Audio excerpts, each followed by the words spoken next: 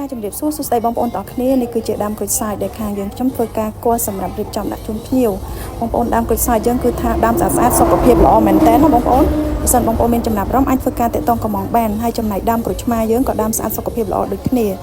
បងប្អូននិយាយទៅខាងខ្ញុំគឺមានលក់ដំណាំហូបផ្លែចម្រុះតែដំណាំដែលនាំមកគេហើយដែលចេញច្រើនជាងគេគឺប្រភេទក្រូចសើចខ្មែរហើយនិងក្រូចឆ្មាខ្មែរនេះឯងបងប្អូនគឺថាលក់ដាច់នាំមកផេកហ្មងណាបងប្អូនមានប៉ុន្មានក៏អត់សល់ក្នុងស្តុកដែរបងប្អូនឃើញតែជីកមកច្រើនហ្នឹងគឺថាមួយថ្ងៃពីរថ្ងៃរៀបឲ្យភ្ញៀវអស់ហើយអត់ដែរសល់ទេហើយតានីខាងយើងរៀបចំមកស្អាតជូនបងប្អូនអញ្ចឹងណាតានី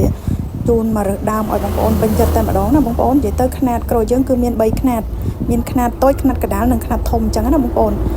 ចាបងប្អូននិយាយទៅខាងយើងគឺអាចផ្ញើជូនបងប្អូនបាន25ខេត្តក្រុង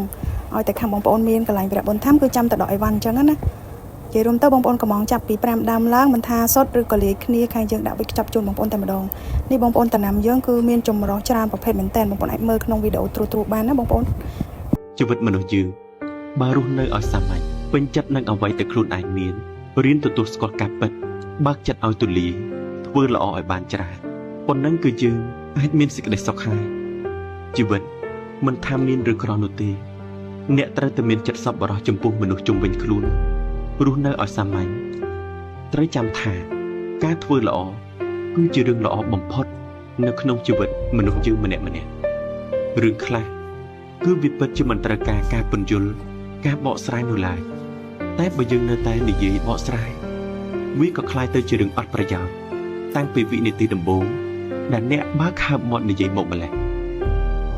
វាមិនសំខាន់ទេថា